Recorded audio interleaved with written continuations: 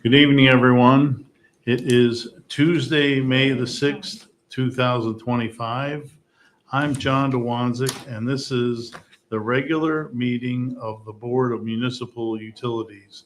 Time is 6:30 p.m., and we have the rest of the board here, beginning to my right with Mr. Ricky and Mrs. Schnabel, and to my left with Mr. Mondello and Mr. Rush. Also with us here tonight is Chief Utilities Executive, Mr. Monroe to my right, and at the table, Chief of Utilities Operations, Mr. Urinich. Also at the table is outside counsel Tyler Berry from Mansur Gavin.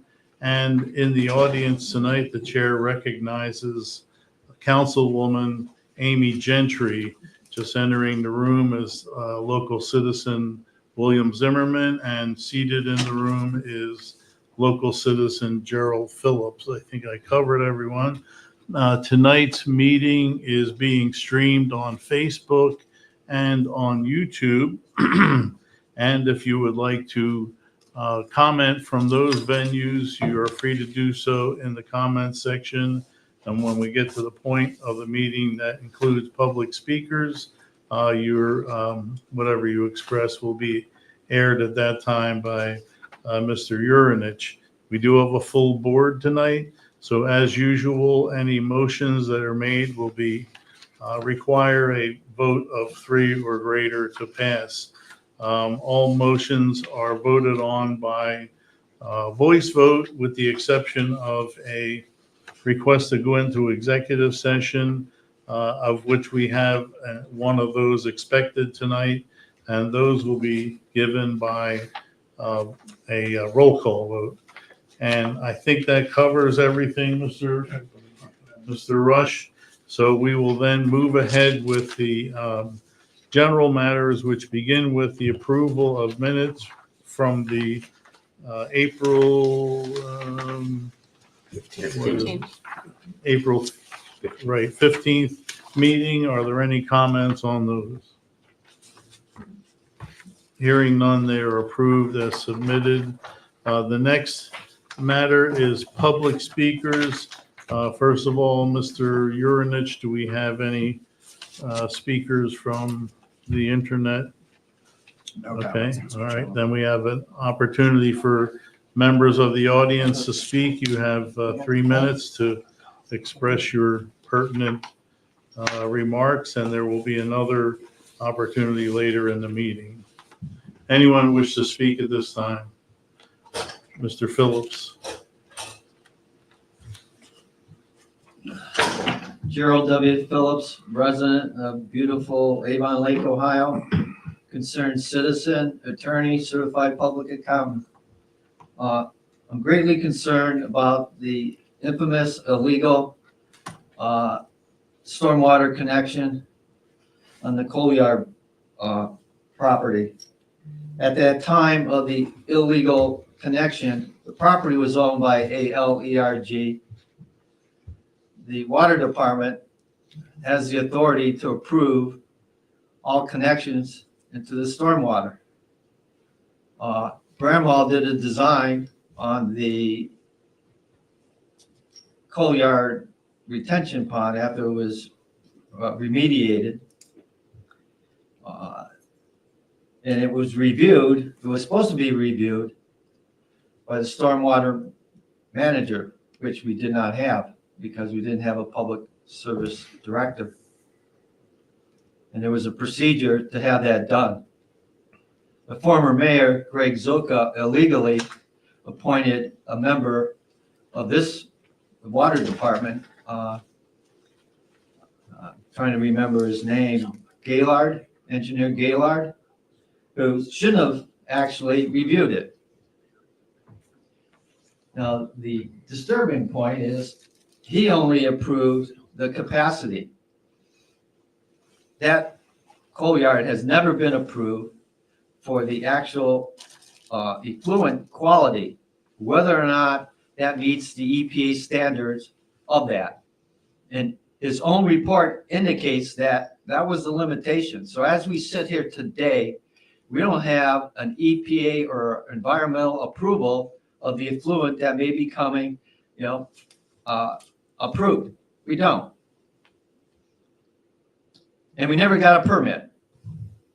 And you need a permit. If I put a construction and I want to tie into the stormwater system, I need a permit. ALERG need a permit. Now, is that because the water department was in negotiations to buy that property? There was an inherent conflict of interest. This body had to approve a connection and didn't. And was that connection not approved because you were in the process of purchasing the property from the person who should have got a permit? Okay, pretty clear to me that's a conflict of interest. I want that investigated. I want that conflict of interest investigated. And if Mr. Gaylord or anybody else is participated in that, they should be prosecuted, because under the code, anybody who does something illegally on a connection can be cited and enforced. I want that done. I don't want this to be a cover-up. Amy Gentry and Mr. Shamir have been investigating it. They want to make sure this never happens again, and so do I.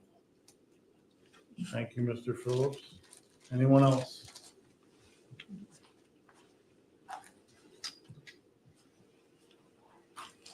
Love the beard. William Zimmerman. So, it's not Christmas, but someone left a present in my mailbox of coal. Coal that came from the field over here that was supposed to have been remediated. Now it's got grass growing on it.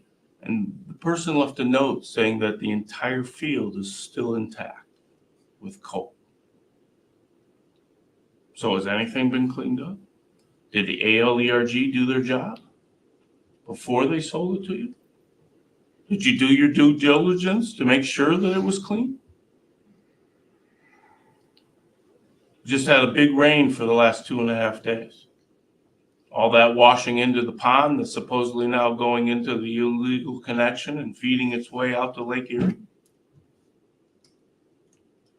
Those are questions I can't have answered. I spoke to Mr. Monroe today about it. I didn't talk about this specific part of it, because I don't know how much more coal's over there. I'd love to take a walk with the 5 of you, 6 of you. Let's see what's out there, so we have an opportunity to truly learn what's been done and what hasn't. More of the Amy Gentry's lessons learned. Needs more fact finding, so we understand what's really going on here. Because as Mr. Phillips says, or is this another cover-up?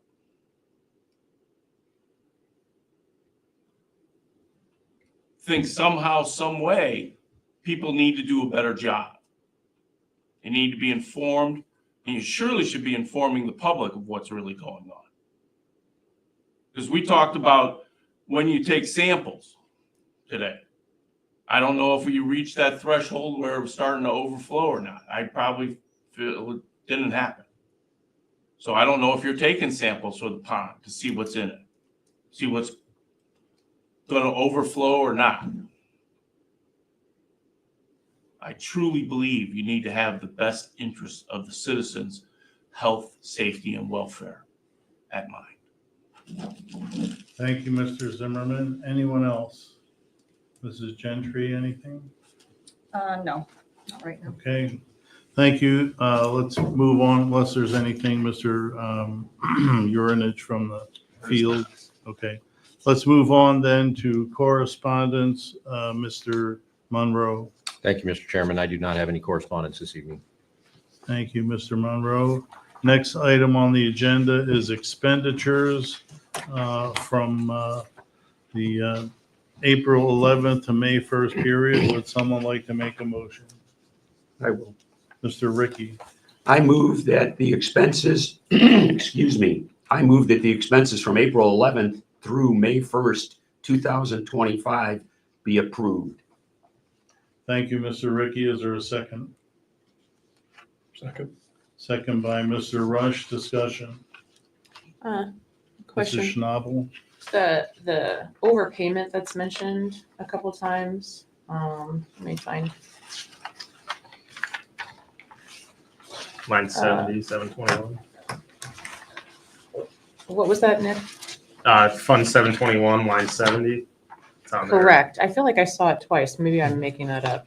But like, literally, somebody overpaid by almost $12,000. Yes. What did they do? Type a huge mistake So- into their computer? The circumstances of that, yes, that's what they did. Yep. They pay it through their own bank. Mhm. Our system would not have allowed it if Yeah. they paid directly through our system, but they pay Right. their bills through their bank Right. portal. I do the same thing. on They, some. they entered the Mistype. wrong, they mistyped the wrong amount. Yeah, holy um, cow. This is a residential customer? Yes. Yeah. It's quite a water bill. Yes. And so obviously, due to that amount, $11,000. Right. We, Mr. Logan, myself and Mr. Yurnich, we agreed obviously. Oh, yeah, it's on there To twice. get a check. Yeah, they did it okay. twice. It was more than that. Yeah, It was it was- almost, yeah, it it was was almost much $15,000. Mhm. Wow. So, Well, as they say in one of our favorite movies, I salute, you don't even notice that. I do have another question. I'm sorry. Okay, if I Mr. could. Schnabel? On 721, line item 62, I'm used to seeing the sludge disposal, but the soil, is that typical? Is that a normal, like, recurring charge? I just don't remember, or is that something in particular for this, like a different? that one is specifically for some of the areas, identified areas of concern. Oh, yep, at I the- yeah. totally remember it now that Yep. you're saying that. At Yes, the- I at the- absolutely yep. remember. Yep, thank you. Anyone We can else? discuss that. I did have a question. on Mr. Mondello? 723, it was line 68. Looks like probably something for a garage door. It was listed twice, but so we're like, what, what is it, like 12.5, 12.6 for a whole repair or a new door? What was the line item number? 68. 68. That was for a new door for not the new building out back, but the older part of the garage. Okay. That had Door and replaced. opener and everything. Oh, yeah, I had that one. Anything else, Mr. Mondello? I have a question, Mr. Monroe, more of a trend than a specific line number, but I could give them to you if you would like. But Yes. we have both in the case of Fund 701 and Fund 723, we have a number of places where the percent of budget remaining in overtime wages is much higher than it should be in a prorated basis. Can you explain that? So there is a, in the budget fund, there is a line item for overtime, the account for overtime, and then there are sub-accounts. And a couple of years ago, for our tracking, we wanted to track the specific areas of where the overtime is allocated. So that's the sub-funds that you're seeing. And while some of them are tracking a little, spend a little more than where we should be at this point of the year. Overall, specifically like the Fund 701, the water fund, the total in that main account is 44% used. So about 56% remaining. In comparison to Fund 721, it's about overall 26% used. So much better shape on the sewer side. One reason on the overtime for water is when there's, say, an ETL break. Any costs associated with that get charged to the ETL funds, and we get that money back, but it comes in as miscellaneous revenue. So typically we don't appropriate that money back to the budget, but it may be necessary that we would have to do that. And it's something that we track. So while a specific sub account may be lower, than where we want it to be right now, the overall overtime account is in okay shape. But there may be a time later in the year that on the water side specifically, we may need to appropriate the money back that we're getting from the ETLs. I know that Mr. Logan will come in quarterly and give us an accounting. I would like it if that accounting included some reconciliation of these things, which hopefully everyone on the board is looking at, because that's part of the governance of this utility, is the finances, and so that we don't have to go through an ad hoc explanation like you just gave. If Mr. Logan can give us an official report of how we're doing budget-wise, because there's a lot, there's hundreds of entries on these things, and what you're looking for as a board member is exceptions, and that's what I see. There are exceptions. Absolutely, we can do that. All right, thank you. I don't have anything else. And Mrs. Schnabel? Just one more, the stone for repairs, there's a few of them on page, Fund 723, like line items like 44, 48, 49. Were those all for the same thing, and like repair of, is that in regard to like a? Stone for repairs is so we keep an inventory of stone here if we have a water break. Right. If the ETL, if we have an ETL break, again, it gets paid for out of us and then gets charged back to, So the was that ETL. just like replenishing stock? For Maybe, like or- that I amount? think some was for the, for where the agreement. Yeah, we're as well. over. Oh, I gotcha, okay. Yeah. Mhm. But we do keep it on hand too? Yes. Yes, we do. Okay, Okay, anything else? no, that's all mine. All right, let's close discussion. All in favor of the motion, say aye. Aye. The motion has passed. All right, let's look at next item, which is the org chart, Mr. Monroe. Yes, thank Do you, you have Mr. an Chairman. image of that for the screen? I do not have that up for the screen. I did include it in your board packets with the approval at the April 1st meeting of our 3 new job descriptions. Did update the org chart to reflect all of our positions and associated the names with them, so that board is familiar. We do have there are a couple open positions, but we are advertising for the business development director and the senior professional engineer right now. So we are looking to fill those. So far, in about a week, we have received a good amount of interest in those positions. So we received some resumes. We are collecting those, go through our process. We also have a infrastructure technician position out. We have an employee who has worked as a part-time inspector for us and has indicated that he would be stepping down. He's retired, and he would be stepping down at the end of a project in Lorco that he has been working on. So we will have the need to fill that position, and this goes to our infrastructure technician position that we approved, where it's multifaceted.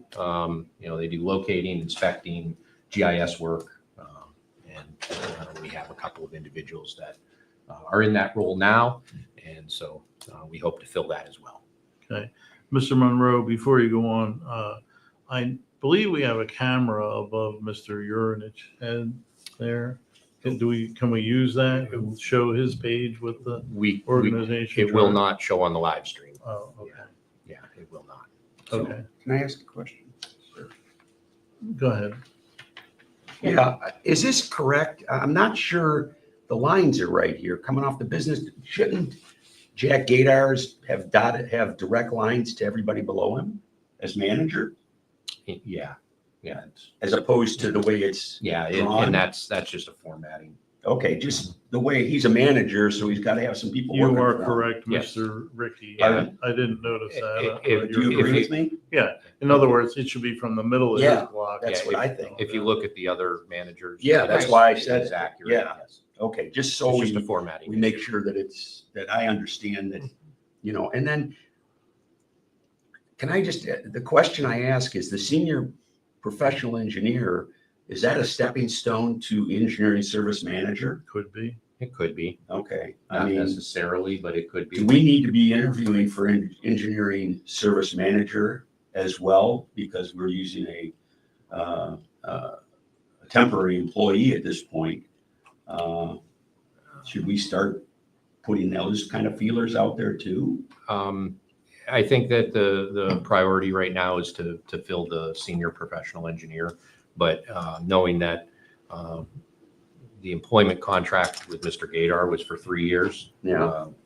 That's really the thought process on building that bench strength up was with the senior professional. I just, we got a business development director is open. Bill Logan, we know is a short time. We know Jack is short time. So those are 3 big positions in that organization or that side of the chart that all are going to need to be filled within the next 5 years.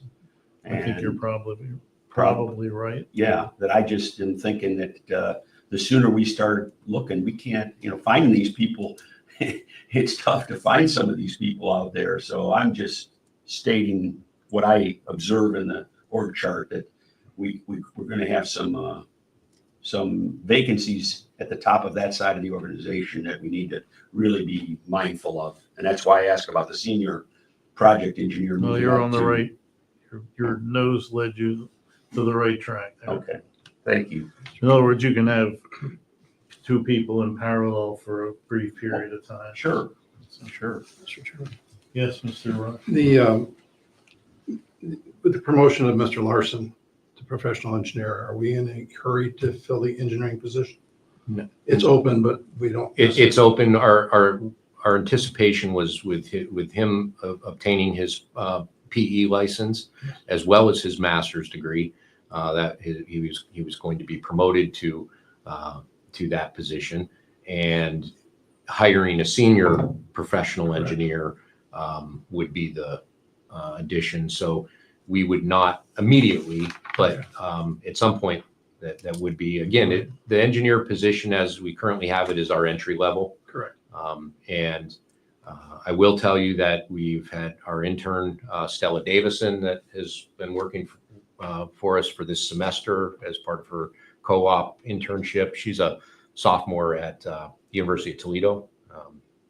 She has worked out really well. She is going to stay on with us for the summer while she's off for the summer.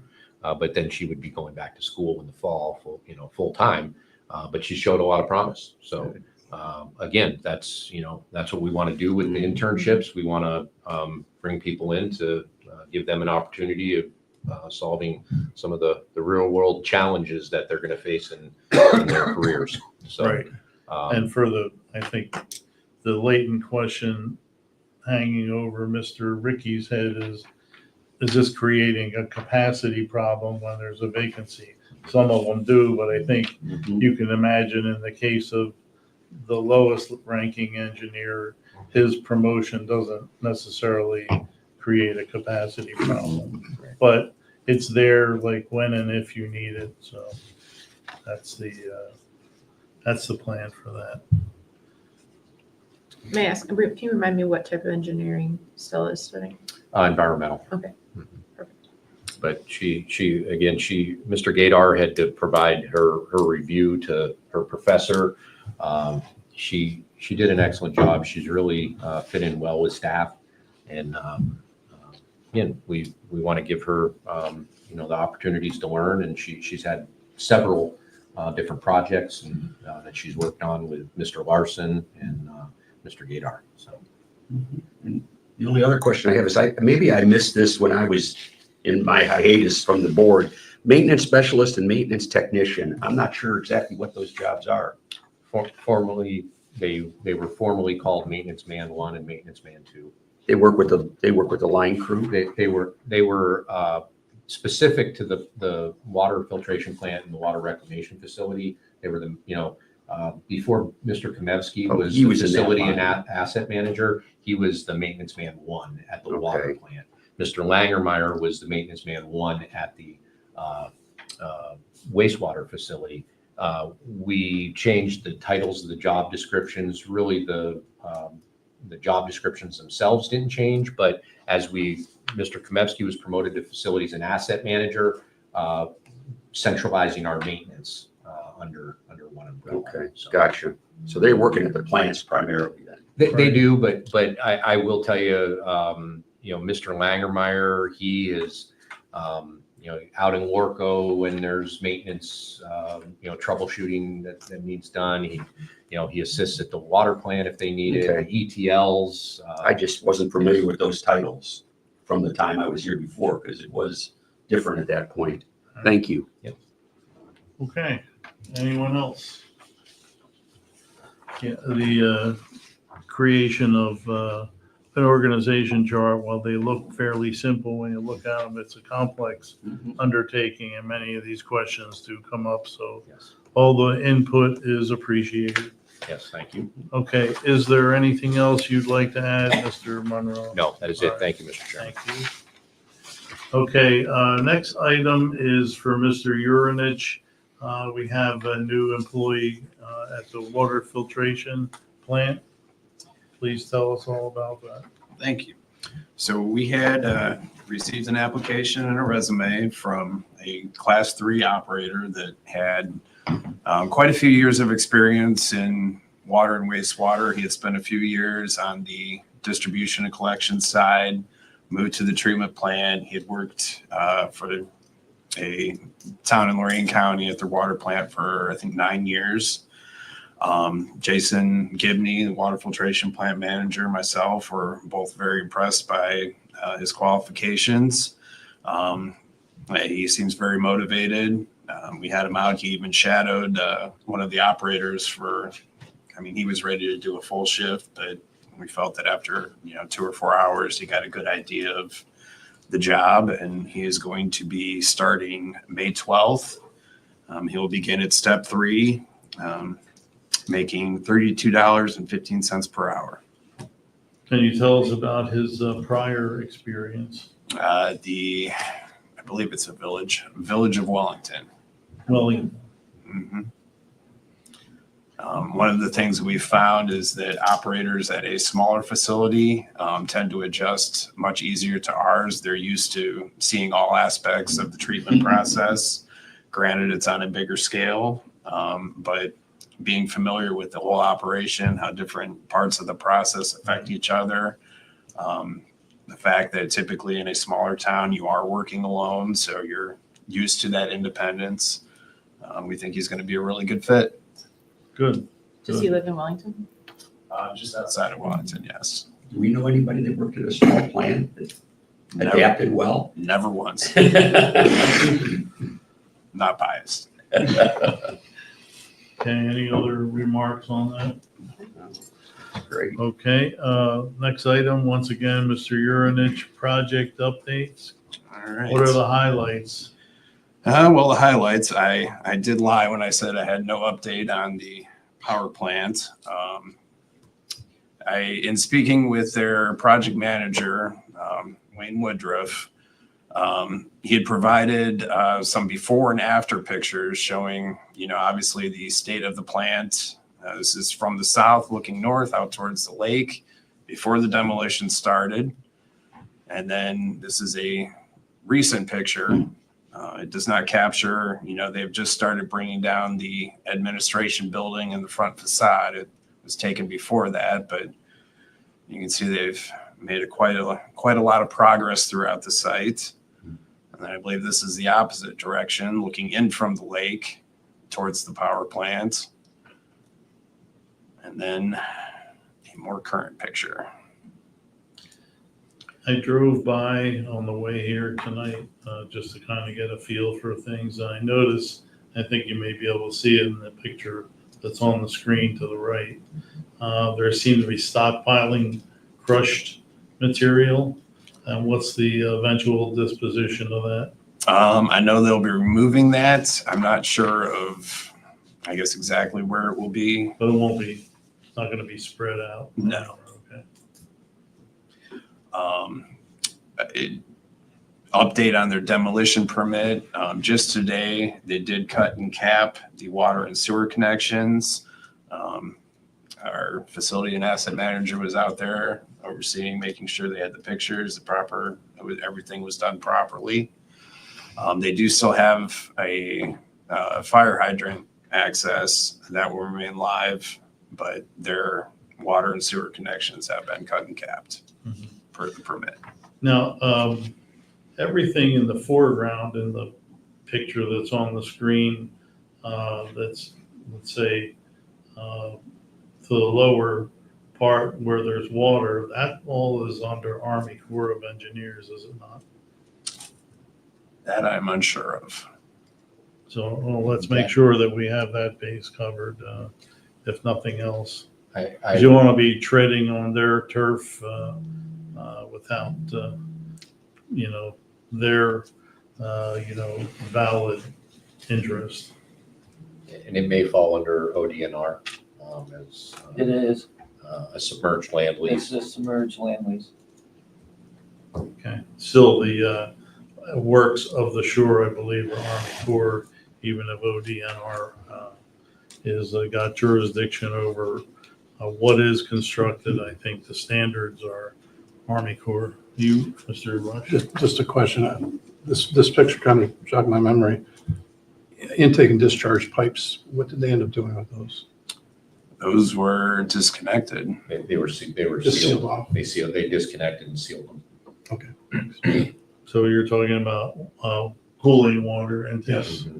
Because they prior they had, when the facility was in operation, they had a NIPIDs discharge permit, just like we have at our water reclamation facility, a NIPIDs permit. And so, yeah, those were cut and capped. Right, thank you. Okay. Is there any, Mr. Urinich, any plans for demolition of anything, let's say this side of, well, in the photograph to the bottom of the pictures, any plans for demolition that is beyond, let's say, the bulkhead of the shoreline? The intake structure that is just to the right of the smokestack, I know there was still talk about potentially saving that. I have not heard any updates as if they've come up with a definite plan of what they are going to ultimately do with that structure. As far as the break walls and everything, I believe those all are intent to stay. Okay, well, maybe for the next meeting, you can kind of look into that a little bit, not necessarily in respect to the remarks that were made by citizens earlier, but just if we should at least know what's going on, I guess, you know what I mean? Because it's our water intake that's, half a mile away, more or less. Okay, sorry to interrupt. Please go on. Not a problem. No pictures for this one, but for the ETL design services, last week, Attorney Connie Carr, several members of our staff, and some members from Avon had a virtual meeting going over the easements through their property. Before they were willing to, I guess, further approve any easements, they wanted to discuss the maintenance of traffic. They have a rail spur over part of the property that would need to be crossed. There was dialogue related to that, as well as driveways. They wanted to ensure what, if any, disruption to their operation. We discussed several options with them, including potentially boring underneath the railroad tracks. Depending upon the time of year, their deliveries may be, I guess, spaced out enough where we could potentially do an open cut. So before they progressed with discussing the easements, they wanted to be assured that, they would be able to maintain their normal business operation. So, Mr. Urinich, that rail spur, I assume you're talking about the one that goes to the former Lesco building to the east of Moore Road? yes, I believe so. Okay. Now, has anyone raised the question of whether that spur, first of all, is active? I don't think it is. Yes, It Second, is. they it get is active? deliveries Okay. once a week. I is don't what think they it said. conforms with Ohio Department of Transportation crossing standards. So if you need to leverage something, that might be a place to do it. Because technically, you can't make cars go over a mismatched grade at a rail crossing. You ever notice that like actual rail crossings, the tracks are exactly level? You have this, and I don't believe that conforms with ODOT. And somebody besides me should be spotting that, saying, well, wait a second, like, what are you trying to protect here? Because it's not even valid. They're holding us up for various reasons, and I think that should be raised. Mr. Ricky, You know, I you like guess. that one? You kind of gave me a, No, I just, I understand. you drive understand. over it all the I time. drive over it. I know what you're talking about. I did not know that there's codes regarding that or there's requirements. Well, regarding you that. have this bottoming out thing Yeah. with any kind of a low Mhm. trailer that would occur. What you're referring to, that's a grade crossing. What Mr. Urinich is referring to is private rail spur on the property of Avient. So it's their own private rail spur. There's no vehicles driving over. Okay, this particular spur, however, when I first initiated the question was, is that going to the Lesco, former Lesco property? And if it's the same one, then it is, as I said. Yeah, that it's not the same one. It's not. Okay. I'm not sure which facility is the former Lesco. Yeah, it was. Well, it's just right at the tracks to the east of Moore Road. So Yeah, it drops a foot or so versus the main line. So, And yeah, I'm not this- sure that's, Because this crossing that Mr. Urinich is reporting on is Aviance that they own on their property that we have to cross on their property as part of our easement. So it would not be the same one. that you're referring not the to. same one. Well, it's still a problem. Maybe city engineer should be looking at that while we're at it. Okay, sorry again, Mr. Urinich. Just trying to add a little spice to the discussion. All right, so this is, I believe this was taken, I just wondered, another comment, can I just digress before we go to the next subject? ETL, we had 2 breaks this week and ETLs. One behind rock pile that I stumbled on, and then apparently a suction line break as well. I've been raising the red flag. What is our timing on the ETL project? That's all I'm asking, because again, 2 breaks in a week, and those are expensive. I mean, are you using that $38,000 coupling to fix a break in the ETL? I didn't see, they had the hole covered up by the time I pulled down there behind, am I right? It was behind rock pile. Yeah, That down was ETL 1. yeah, so just what is your realistic? What are we thinking? We're gonna do this project. I mean, it's been in the works for 10 years. I've been involved with the board, Well, I don't know if it's been 10 years. They may have talked about doing something, but yeah. the design was we did the design just Oh, no, but 2.5 years ago. yeah. And we didn't have any breaks this week. Well, since our last meeting. we had at least Yes, 2 okay, I breaks. just want to make sure, because Yeah. there weren't, No, maybe there was something I was unaware of today or no, yesterday. no, in the last, since our last meeting, there's been at least 2 breaks that I'm aware of. And I know on the suction line, they had to replace pipe. So that there was not one of the expensive clamps. And there's a couple different clamps, but the one is over $30,000 now. It was around $15,000 pre-pandemic. But we have a meeting coming up with the consortium, and we're going to have draft update to the agreements. And all members of the consortium are going to have to agree to these agreements, because the original agreements that are in place right now talked about all the construction when the projects were built. So that language is obsolete at this point because it still refers to it. Even in as the operator, it refers to Rural Lorraine County Water Authority as the operator, which originally they were, and then it was changed over to Avon Lake Regional Water. So there's a lot of cleanup that needs done on that. We will be presenting this draft to them at the consortium meeting for discussion. So based on how that goes, I can't even, it may go relatively well. I know that several of our consortium members are in agreement of what needs to be done.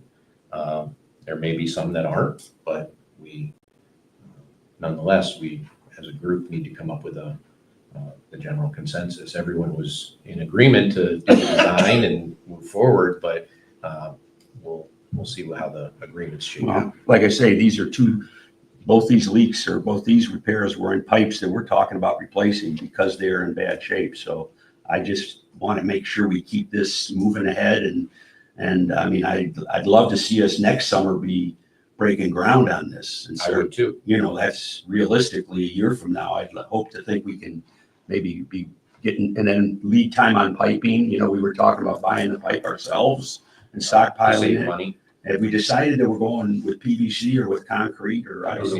PVC, that's a firm decision. That was what the design was. Okay, Yes, well, that's that was fine. decided during the design. And I don't know what process. the lead time is on a 30-foot piece of PVC or, Well, at it's that size. custom made for the Okay. project.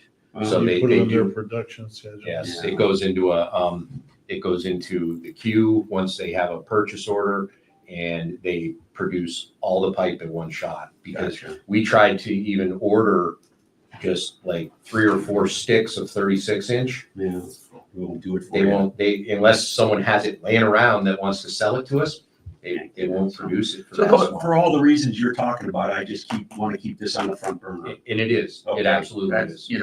I will say that Connie Carr has had relatively positive, once we had the realignment done, she's had relatively positive interactions with property owners as far as the easements.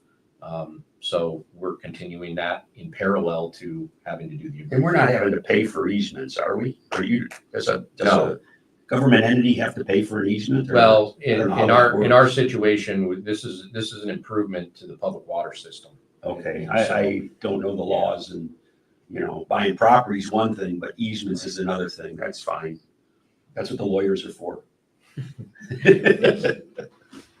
Okay, I'll stick to the engineering side of it.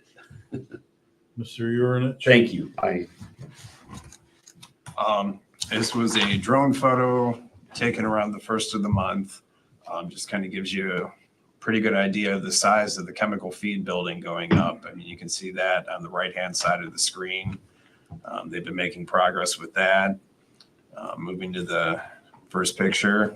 This was taken from the roof of the flocculation basin, looking east. They've formed all the scaffolding, the work area. They're getting ready to pour the horizontal concrete supports for the top of the building. Once they get that completed and remove all the structure, then that's when they can start bringing the trades in to do some of the internal work, the masonry, and really start to see the building taking shape. That picture was just taken this afternoon. The picture on the left was taken from the basement of the existing filters. In previous meetings, you'd seen a picture where they had cut out the wall for access, how the piping is going to be for the new filters going on. That's looking out from the existing structure. You can see some of the pipe going through the forms. That will be the walls, the inner walls of the filters. So you'll have your walkway. On the outside of the rebar will be the filter media, and inside, but they're getting the pipe placed. So when it's poured, it'll be all part of that structure. On the right, that's just looking down of, those will be the walls of the filters. They've got the rebar. The first, I believe, 8 feet of the wall has been poured, and they're just going to continue working up from there. How deep is a filter? The filters themselves, I believe, are about 12 feet, Okay. 10, 12 feet deep. Not all of that is, most of that is media. I believe there's about 3 feet of media. And you'll have the under drains, and then obviously the water on top of that. And then this last picture is outside of the building for the on-site hypochlorite generation. They've started installing the electrical boxes. They're making some progress there. Today they were pouring pads for the transformers that will be installed shortly. TechWin has sent over the repair parts needed to repair the container inside the container. They will have staff on site next week to perform those repairs. And then once that is complete, we can finalize a date for when their engineering team will come over for startup in the summer. When are you anticipating right now? Midsummer is what it's looking like. Okay. That we'll actually be Okay. starting it up. I will comment, I've heard that Mr. Urinich and Mr. Gabney, was he with you? Gibney. Gibney, I'm sorry, did a presentation on TechWin to the Rotary Club. Am I right? You are correct. I did North hear from Coast a Rotary. Rotarian who mentioned that you guys did a very nice job with your presentation. So I just passed that along. There was even a few people there that were there when we had given a tour at the water plant. And Really? apparently I Okay. did not do a bad enough job. They wanted to come hear me talk again. Well, I just So heard from some friends who are in their Rotarians and they said you did a very nice job. And I just want to pass a little feedback to you. always Pass happy it to to talk. Mr. Gibney as well. And that's important for the board to remember that these guys will go out and talk to groups and, you know, that's part of our marketing and part of our strategy, I think, to really get the word out there. And you know, these guys do a good job. That's not something that when people are looking for three people to speak, it's, we got them. So something we should keep in mind when we talk to our constituents. Okay, anything else, Mr. Urinich? That's all, Mr. Chairman. Thank you. Let's move on to the CUE report, Mr. Monroe. Thank you, Mr. Chairman. I do have one item to report on. Last week, I met with State Representative Gail Manning regarding a current House bill that is in committee. It's been introduced in committee pertaining to fire hydrants, and it is a little overreaching in regards to what's required. But I will say that thank you to Chief Betza from the Avon Lake Fire Department. I spoke with him, spoke with Mayor Spetzel regarding this proposed bill. And Chief Betza was able to do a little homework regarding what led to this bill being introduced. The representative that did introduce the bill is also a volunteer fireman in a smaller community, and they responded to a structure fire. And when they responded to the structure fire, they had 5 hydrants that were inoperable due to lack of maintenance. And it just so happens, though, that this water utility in that small town is privately owned. It is a private water company. And so it led to this bill being introduced. He is open to obviously amendments, but it was important that I met with Representative Manning, and she is in support of our viewpoint. And I want to thank her for taking the time to meet with me last week. We met for a little over an hour, and she is going to touch base with with the representative that introduced this bill.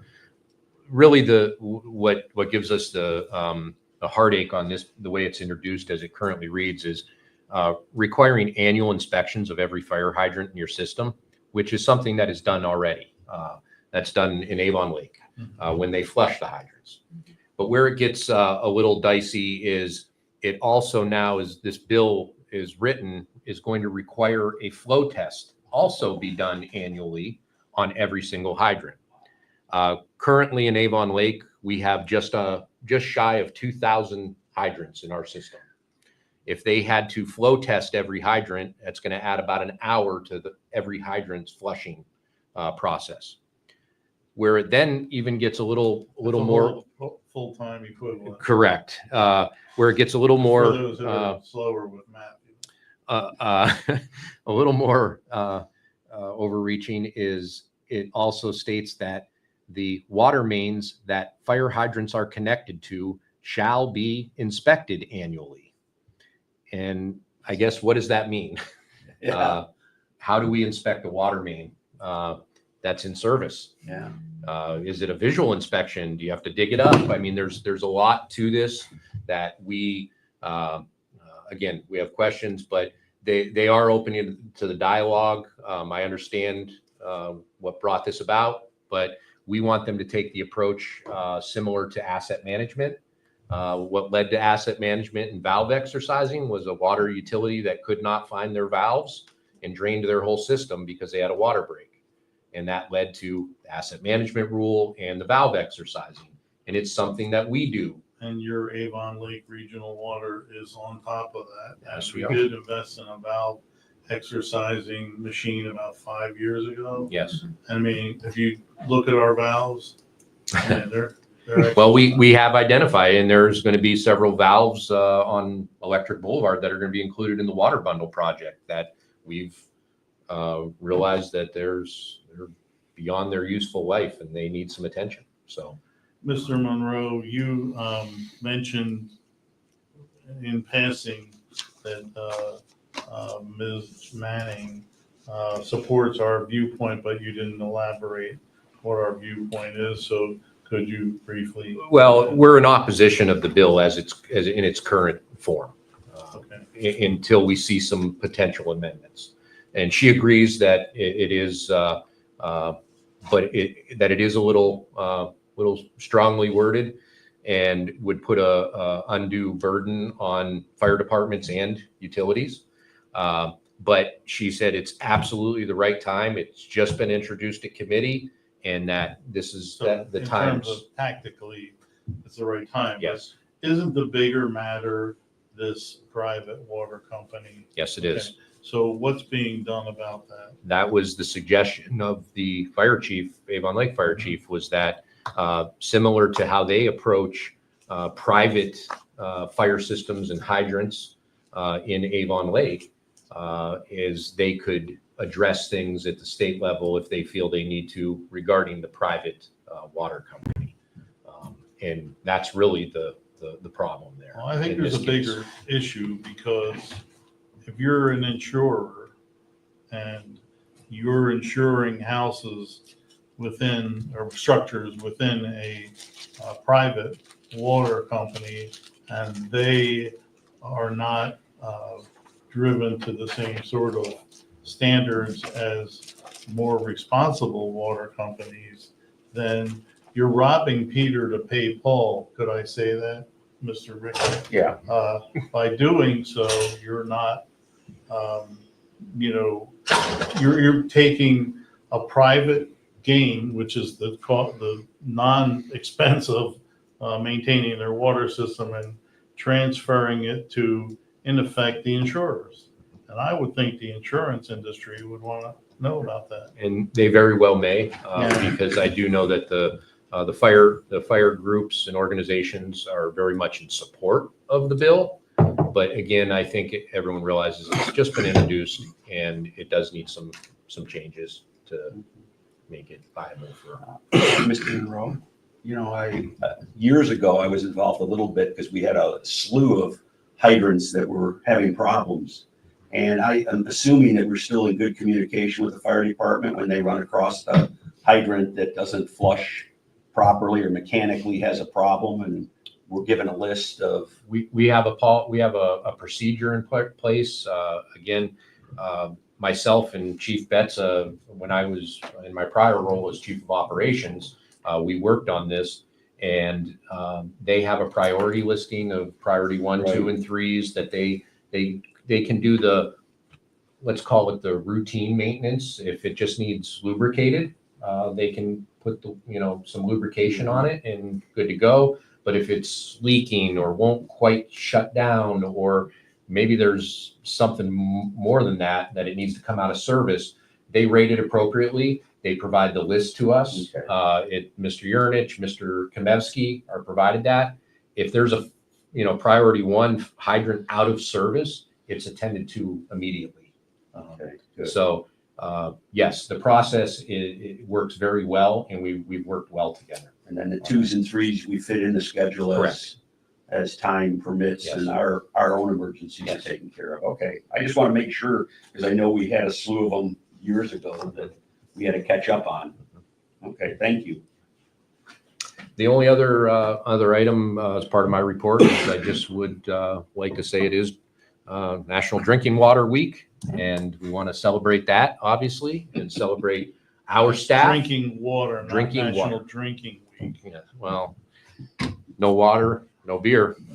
And I want to thank staff, everyone that in our operation that works on it, and also our colleagues in the water sector. So, Mr. Monroe, I understand you had some training lately as well. I did yesterday. Had Ohio Rural Water Association conference was yesterday. They're actually today and tomorrow as well, but I had other commitments, needed to be back here, so yes, I did attend that. Did have a chance to speak with. So we are a member of Ohio Rural Water Association in support of our largest customer, Rural Lorraine County Water Authority. Was able to speak with Mr. Waldecker yesterday. Also, the CEO at Delco Water in Delaware County. So again, was able to partake in that. That's good. Any other items for you, Mr. Monroe? That is all I have. Thank you. Okay, do we have any member reports miscellaneous? Hearing none, I'll take the floor and just say that I plan to go to the Rural Lorraine Water Consortium meeting next Wednesday, I believe. Thursday. And if I was there on Wednesday, I'd be alone. I believe they have a board meeting Wednesday night. I'll give so. a report on that at the next meeting. I have nothing else. All right, no other members with anything. Then let's move on to public speakers. Anyone in the audience with anything to say? It's okay if you stand up and say something good. You don't have to just complain. Mr. Urinich, do you have anything online? There are no online comments, Mr. Chairman. Okay, well then we'll close the public speaking section, and we have a request for an executive session. Would someone like to make the motion? Yes. Mr. Rush. Thank you. Prior to that, we do not anticipate any formal action upon reconvening to the public. I move to meet in executive session as allowed by Ohio Revised Code Section 121.22 G3 to discuss pending or imminent court action and to include the CUE, the CUO, and a representative from Manzer Gavin. Thank you, Mr. Rush. Is there a second? I second. Second by Mrs. Schnabel. Roll call vote, Mr. Mondello, Yes. Mr. Ricky. Yes. Mrs. Schnabel. Yes. Mr. Rush. Yes. Chairman votes yes. We will close the regular meeting now, and when the room is cleared, we will enter into the executive session. Thank you, everyone, for your attendance and attention, and we will see you in 2 weeks on the 20th of May, 6:30 p.m. Thank you all.